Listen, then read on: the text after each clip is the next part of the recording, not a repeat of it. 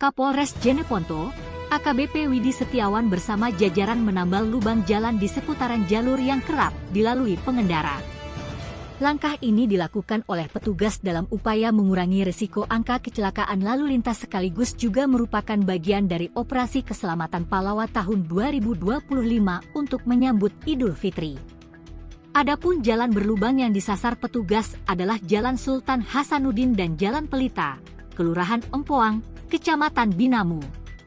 Namun sebelum ditambal, anggota Satlantas Polres Jeneponto melalui Unit Keamanan dan Keselamatan, Kamsel, terlebih dahulu melakukan survei jalan berlubang di dalam kota. Survei ini dilakukan sebagai langkah preventif untuk menjaga keselamatan pengguna jalan di jalur utama. Hal ini dilakukan lantaran angka kecelakaan di wilayah hukum Polres Jeneponto terbilang cukup tinggi.